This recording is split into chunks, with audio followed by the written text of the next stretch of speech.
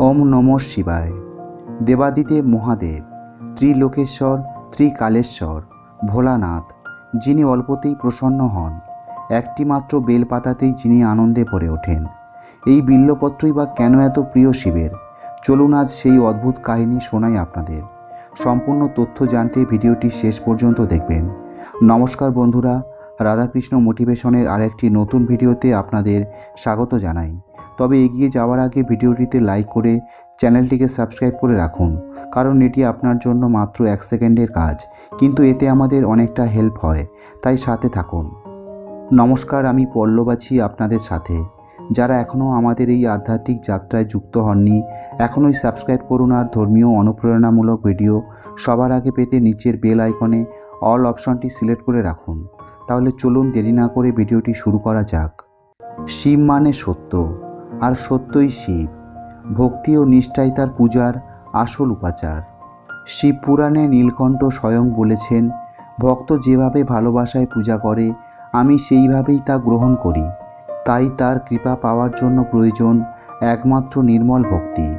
একদিন দেবর্ষি নারদ কৈলাসে এসে প্রণাম জানিয়ে বললেন, হে প্রভু, আপনি সদাই আপনার ভক্তদের উপর প্রসন্ন থাকেন, কিন্তু আজ আমার খুব জানতে ইচ্ছে করছে, কি নিবেদনে আপনি সবচেয়ে তুষ্ট হন?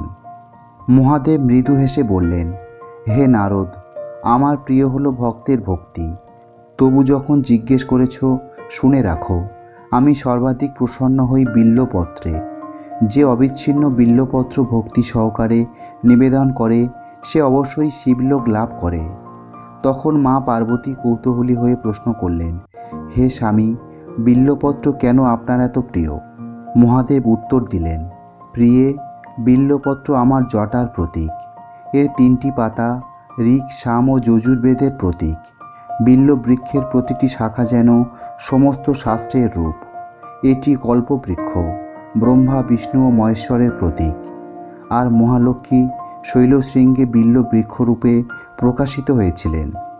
তাই বিল্ব বৃক্ষ মহালক্ষ্মীরও প্রতিরূপ, যা সৌভাগ্য, শান্তি ও মোক্ষের প্রতীক।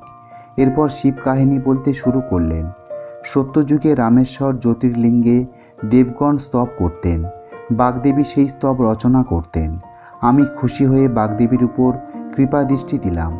শ্রী বিষ্ণুও তার প্রতি স্নেহ দেখালেন। এ দেখে মহালক্ষ্মী ক্রুদ্ধ হয়ে বিষ্ণুলোক ত্যাগ করলেন। তিনি শৈলপাদে এসে আমার লিঙ্গরূপের সামনে কঠোর তপস্যা শুরু করলেন। দীর্ঘ তপস্যার পর তিনি বিল্ব গাছের রূপ নিলেন এবং কোটি কোটি বছর ফল, ফুল ও পত্র দিয়ে আমার পূজা করলেন। আমি তাকে দর্শন দিলে তিনি বললেন, হে নাথ, বিষ্ণুর মনে বাগদেবীর প্রতি থাকা প্রসন্নতা দূর করুন। আমি বললাম, শ্রী বিষ্ণুর হৃদয় কেবল তোমার জন্যই আনন্দিত। বাগদেবীর প্রতি তার শুধু শ্রদ্ধা আছে। তুমি ফিরে যাও। তোমার এই বিল্ব বৃক্ষ রূপের কারণেই আমার কাছে বিল্বপত্র অতি প্রিয়। বৃহৎ ধর্ম পুরাণ মতে একবার লক্ষ্মীদেবী বিষ্ণুকে জিজ্ঞেস করলেন, আমার পর আর কে আপনার সবথেকে প্রিয়? ভগবান বিষ্ণু বললেন, তুমি ছাড়া মহেশ্বর আমার প্রিয়তম। হর ও হরি অভিন্ন, একথা মনে রেখো। এরপর লক্ষ্মী দেবীও শিব স্তবের ইচ্ছা প্রকাশ করলেন। প্রতিদিন 10,000 পদ্ম দিয়ে পূজা করতেন। একদিন 2টি পদ্ম কম পড়ে গেল। স্তন যুগল পদ্মের মতো এই কথা মনে করে একটি স্তন কেটে শিবকে নিবেদন করলেন। যখন দ্বিতীয় স্তনটি কাটতে যাবেন, তখন স্বয়ং মহাদেব আবির্ভূত হলেন। তাকে থামিয়ে দিলেন এবং কাটা স্তন পুনঃস্থাপন করলেন।